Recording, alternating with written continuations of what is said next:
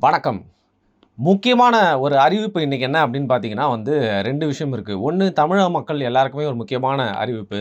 ஏன்னா, ஆட்சி மாற்றம் வர்றதுக்கான ஒரு வாய்ப்பை ஜனநாயகம் அளிக்கக்கூடிய ஒரு நாள அறிவிக்கிறதுக்கான ஒரு தேதிய தான் ஏற்கனவே தேர்தல் ஆணையம் குறிப்பிட்டு, தேர்தல் தேதியும் அறிவிச்சுட்டாங்க. இனிமேல் எங்க போகுதுன்னு தெரியாம பார்த்தீங்கன்னா, எல்லாருமே மல்லிகிட்டு கட்டிக்கிட்டு இருந்த இந்த சூழ்நிலையில தேர்தல் தேதி அறிவிச்சோன, ஒவ்வொரு அரசியல் கட்சிகளும் ஸ்ட்ராட்டஜைஸ் பண்ணி இந்த தேர்தல் எப்படியாவது வெற்றி அப்படிங்கிறத தக்க வச்சுக்கணும். வெற்றி அவங்க பக்கம் இழுக்கணும் அப்படின்னு சொல்லி நினைப்பாங்க.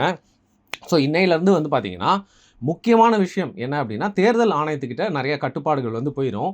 நம்ம முதல்வர் அவர நிறைய பேர் பார்த்தீங்கன்னா, விமர்சனத்துக்காக பொம்மை முதல்வர் அப்படின்னு சொன்னாலும், எந்த முதல்வர் இந்த பதவியில இருந்தாலும், தேர்தல் ஆணையம் தேர்தல் அறிவிச்சிட்டதுக்கு அப்புறமா பார்த்தீங்கன்னா, காபந்து முதல்வர் அப்படின்னு சொல்லுவாங்க. அதாவது பேச்சுக்கு இப்போதைக்கு பொறுப்புல இருக்கிறாரே தவிர்த்து, முக்கியமான சில விஷயங்கள்லாம் பண்ண முடியாது. பொறுப்பில் முதல்வர், மற்றபடி தேர்தல் ஆணையத்தோடைய கட்டுப்பாட்டுல பல விஷயங்கள் வந்துரும்.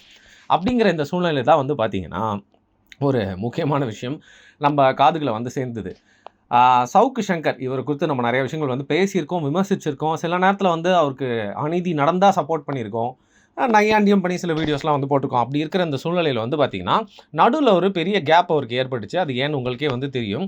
ஒரு கேஸு அவர் மேல விழுந்ததுனால பார்த்தீங்கன்னா, அதுக்கப்புறம் அவர ஜெயில்ல போட்டிருந்தாங்க. அவரோட தாய் மெடிக்கல் காரணங்களுக்காக அவர் வெளில கூட்டு வந்ததுக்கப்புறம், அவரு தொடர்ந்து வீடியோ பண்ணிட்டு இருந்தாரு. அதுவே அவருக்கு எதிரா வைக்கப்பட்ட ஒரு விஷயமா மாறி, அதற்கப்புறம் தொடர்ந்து அவர் வீடியோ பண்ணுறதுக்குன்னா ஒரு தடை மாதிரி இன்டைரக்டா ஏற்பட்டுச்சு. அது மட்டும் இல்லாம பார்த்தீங்கன்னா, இன்னும் பல கேஸ் அவர் மேல போட்டு முற்றிலுமா எலெக்ஷன் முடியிற வரைக்கும் முடக்கிறதுக்கான செயல்கள் எல்லாம் பண்ணிட்டு இருந்தாங்க அப்படிங்கிறத ஒரு பக்கம் அவர் சொல்லிட்டு இருந்தாலும், அவர் சொல்றத நிறுத்தினாலும் பல பேர் மூலியமா நம்மளுக்கு தெரிஞ்சது. அந்த சூழ்நிலையில் தான் பார்த்தீங்கன்னா, அவர் பேசுறத நிறுத்தினாரு. இந்த நேரத்தில முழுக்க முழுக்க அவர் நல்லவரு, பாவம் அரசாங்கம் அவர வாயடைச்சு வச்சுருச்சு அப்படின்னு சொல்லிட்டு அவருக்கு நம்ம என்னைக்குமே முட்டும் குடுக்க மாட்டோம். அதே போல அரசாங்கம் அவருக்கு எதிரா செஞ்ச எல்லா நடவடிக்கைகளும் சரி அப்படின்னும் சொல்ல முடியாது. என்னடா ஒண்ணு அந்த சைடு நில்லு, இந்த சைடு நில்லுங்கிறீங்களா? இதுல எது சரி, எது தப்புன்னு சொல்லிட்டு பிரிச்சு தான் பார்க்க முடியும். அப்படி இருக்கிற சூழ்நிலையில அவர் மட்டும் இல்லாம, அவர் கூட இருந்தவங்க மேலயும் ஒரு தோழி அவங்க கூட உட்கார்ந்து பேசிட்டு இருப்பாங்க. அவங்க மேலயும் பார்த்தீங்கன்னா ஒரு கேஸு. அதுக்கப்புறம் கூடவே ஒரு சின்ன பையன் உட்கார்ந்து பேசியிருப்பான். அவரையும் பார்த்தீங்கன்னா கேஸ் போட்டது மட்டும் இல்லாம கைதும் பண்ணிட்டதா நம்ம கேள்விப்பட்டோம். இதை தாண்டி இன்னொரு விஷயம் நடுவுல என்ன நடந்துச்சு? சவுக்கு சங்கர் ஒரு வீடியோ போடாம இருந்தப்போ, பேசாம இருந்தப்போ அப்படின்னு பார்த்தீங்கன்னா, ஒரு காலகட்டத்தில அவர் கூட வொர்க் பண்ணிட்டு இருந்த, அதற்கப்புறம் விலகி சென்று தனக்கென்று ஒரு சேனல வச்சு அதில பார்த்தீங்கன்னா காணொளி போயிட்டு இருந்த லியோ ஸ்டாலின் அவர் கைது பண்றாங்க. அதற்கான காரணம் என்னன்னு தெரியல. பட் இதே கேஸ் சம்மந்தப்பட்டு தான் கைது பண்ணாலும், அதற்கான ஒரு ரீசனா என்னவா இருக்கலாம் அப்படின்னா, தொடர்ந்து ஒரு சவுக்கு சங்கர பத்தி பார்த்தீங்கன்னா, பல சேனல்ல பேசுனது மட்டும் இல்லாம, அவரோட சேனல்லயும் பேசிட்டு இருந்தாரு.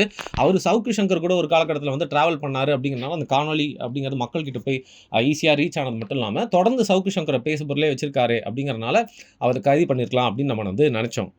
இதை தாண்டி அவருடைய ஆருயிர் நண்பரா இருந்த ஆ ஃபெலிக்ஸ் அவருக்கு நெட்ஃப்ளிக்ஸ்னு வருது வாயில. ஃபெலிக்ஸ் அவர்கள் பார்த்தீங்கன்னா, தொடர்ந்து நிறைய காணொளிகள் போட்டுட்டு இருந்தாலும், இன்னைக்கு தாவேக்கான்ற கட்சிய தூக்கி நிறுத்த வேண்டிய ஒரு பெரிய பொறுப்பு அவர் கையில இருக்கிறனால பார்த்தீங்கன்னா, தன்னுடைய சேனல்ல தாவேக்காவ குறித்து நிறைய வீடியோவும் போட ஆரம்பிச்சிட்டாரு.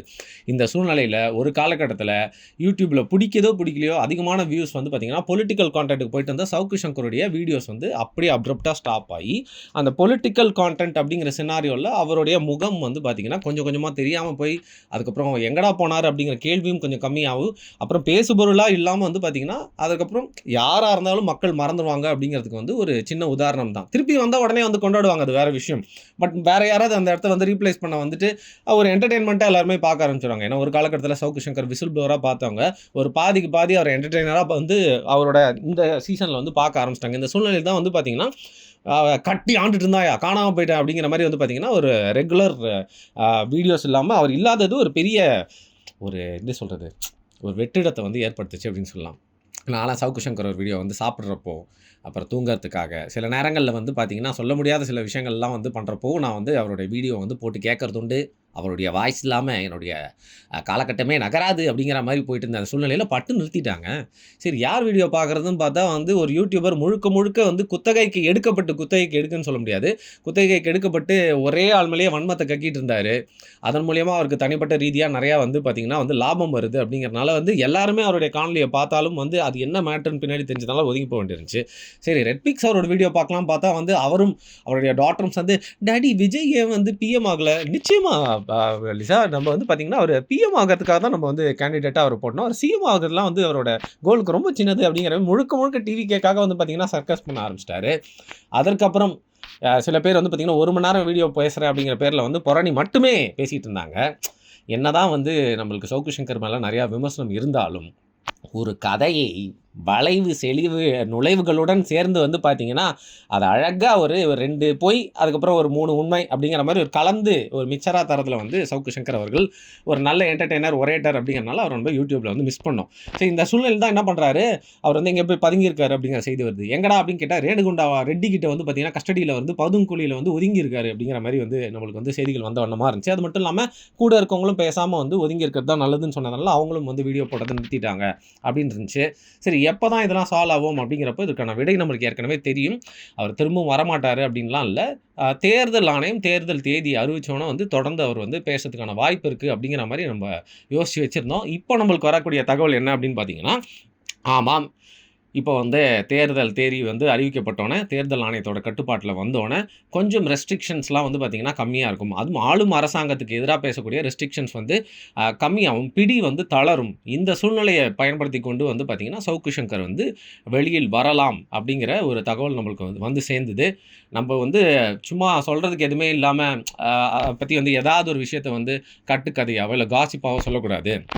ஒரு சரியான நாளில் வந்து வெயிட் பண்ணி சொல்லணும் அப்படிங்கிறதுக்காக தான் நிறைய பேர் நீங்கள் வந்து கேட்டுகிட்டே இருந்தீங்க, அப்டேட் என்ன, அவரை பற்றி பேசுங்க அப்படின்னு சொல்லிட்டு. ஸோ சரியான நாளாக இன்றைக்கி நான் காத்திருந்து இதை பற்றி வந்து பேசியிருக்கேன். ஸோ இதுக்கு மேலே எப்படி இருக்கும் அப்படின்னு வந்து பார்த்தீங்கன்னா, எல்லாருமே அவங்களுடைய சைட்லேருந்து இந்த வெற்றி அப்படிங்கிற கனியை பறிக்கிறதுக்காக நிறைய விஷயங்களை வந்து செய்வாங்க. உதாரணத்துக்கு ரீசெண்டாக நம்மளோட முதல்வர் வந்து பார்த்திங்கன்னா ஒரு படி மேலே ஏறி போயின்னு சொல்ல முடியாது, ஒரு படி கீழே இறங்கி குட்டி குட்டி பசங்க வந்து ரீல்ஸ் பண்ணுவாங்க. அவங்க கூடலாம் வந்து ரீல்ஸ் பண்ணி ஒரு இடத்தையும் மூடக்கூடாது, ஒரு ஓட்டும் நம்மக்கிட்ட வந்து செதறி போயிடக்கூடாது அப்படின்னு சொல்லிட்டு என்னென்னலாம் முடியுமோ அவங்களோட பிஆர் டீம் வச்சு அவங்களோட ஐடி விங்க வச்சு நிறைய விஷயங்கள் வந்து பண்ணிட்டு இருக்க இந்த சூழ்நிலையில் அரசாங்கத்துக்கு ஆதரவாக பேசுறதுக்கு அரசாங்கத்தை சேர்ந்த இன்ஃப்ளூயன்சர்ஸ் நிறைய பேர் இருக்காங்க. பொதுவான இன்ஃப்ளூயன்சர்ஸையும் காசு கொடுத்து வாங்கப்பட்டாங்க. ஊடகம் ஏற்கனவே வந்து இன்னைக்கு இருக்கிற அரசாங்கத்துக்கிட்ட தான் வந்து இருக்குது. அப்படி இருக்கிற சூழ்நிலையில் ஜனநாயகம் அப்படிங்கிற ஒரு விஷயம் சரியாக இயங்கணும் அப்படின்னா ஆளும் அரசாங்கத்தோட குறைகளை கூறுறதுக்கான நிறைய பேர் வந்து இருக்கணும். அது வந்து பார்த்திங்கன்னா சில பேர் மாதிரி தனிப்பட்ட லாபத்துக்காக வன்மத்தக்காகவோ பொய்யா வந்து புரட்டு கதைகளை பேசி இல்லை மக்களோட அந்த கவனத்தை ஈட்டி எப்படியாவது பார்த்திங்கன்னா நான் தான் புலனாய்வு புலின்னு காட்டிக்கணும் அப்படிங்கிறதுக்காக வந்து பார்த்திங்கன்னா ஒருதலை பட்சமாக தனிப்பட்ட லாபத்துக்காக செயல்படாமல் அரசாங்கத்தோடைய அந்த அடக்குமுறையின் எதிர்ப்பு அப்படிங்கிறது மனசுல இருந்து இருக்கணும் அப்படிங்கிற மாதிரி வந்து பார்த்திங்கன்னா அரசாங்கத்துக்கு எதிராக பேசக்கூடியவங்களுக்கு ஒரு நல்ல வாய்ப்பாக தேர்தல் ஆணையம் அறிவிச்சிருக்க இந்த தேதி அப்படிங்கிறதுக்கூடிய இந்த சூழ்நிலை அமையும். இதை பொறுப்பாக பயன்படுத்தி கொண்டு வந்து பார்த்திங்கன்னா ஃபேக் நியூஸ்லாம் வந்து பரப்பாமல் இந்த அரசாங்கத்துக்கிட்ட இருக்கிற குறைகள், நடந்துட்டுருக்க பிரச்சனைகள், அரசாங்கம் எதெல்லாம் மடைமாற்றுது, எந்தெந்த நபர்கள்லாம் பொதுவான ஊடகவாதிகள் அப்படிங்கிற மாதிரி காட்டிட்டு வந்து பார்த்திங்கன்னா அஜெண்டாவோட செயல்படுறாங்க, அது மட்டும் இல்லாமல் என்னென்ன உண்மைகள் வந்து மறைக்கப்படுது, மறுக்கப்படுது அண்ட் மறக்கப்படுது அப்படிங்கிறத வந்து பார்த்திங்கன்னா தேர்தல் வர்ற வரைக்கும் சொல்ல வேண்டியது இந்த பொதுவான நபர்களுடைய பொறுப்பு. இது வந்து இந்த மாதிரி யூடியூப்பில் உட்காந்து பேசுகிறவங்களோ பத்திரிகையாளர்கள் மட்டும் இல்லாமல் வந்து பார்த்திங்கன்னா ஊடகத்தில் இருக்கவங்க மட்டும் இல்லாமல் நிஜமாகவே வந்து இன்றைக்கி சமூக ஊடகம் அப்படிங்கிறது உங்களோட கையில் எல்லாமே இருக்குது அப்படிங்கிறதுனால உங்கள் வீட்டுக்கிட்ட நடக்கக்கூடிய பிரச்சனைகள் இந்த அரசாங்கத்துடைய 4.5 வருஷம் 5 வருஷம் வந்து பார்த்திங்கன்னா உங்களோட ஆட்சியில் இருக்கக்கூடிய அதிருப்தி தவறுகள் எல்லாத்தையும் வந்து பார்த்திங்கன்னா உங்கள் கையில் இருக்கிற அந்த சோஷியல் மீடியாங்கிற மீடியா வச்சு சுட்டி காட்டாமல் இருக்காதீங்க. இவர் ஒருத்தர் வந்து யூடியூப்பில் பேசினா தான் நல்லாயிருக்கும், அவர் பேசுகிறத கேட்டு 4 பேர்கிட்ட போய் பேசும் அப்படின்னு இல்லாமல் உங்களுக்கு தெரிஞ்ச உண்மைகளை தொடர்ந்து வெளிப்படுத்திட்டே இருங்க. ஏன்னா என்னதான் வந்து பார்த்திங்கன்னா காசு கொடுத்து பொய்கள் மக்கள்கிட்ட போய் சேர்க்கப்பட்டாலும் உண்மையை வந்து பார்த்திங்கன்னா என்றைக்குமே கொஞ்சம் ஸ்லோவாக வந்தாலும் கரெக்டாக எங்கெல்லாம் போய் சேர்ந்துடணும். பட் எலெக்ஷன் தேதிக்கு முன்னாடி போய் எல்லாருக்கிட்டையும் சேர்ந்துச்சு அப்படின்னா மக்கள் ஒரு கரெக்டான சரியான முடிவு எடுப்பாங்க அப்படின்னு நினைக்கிறோம்.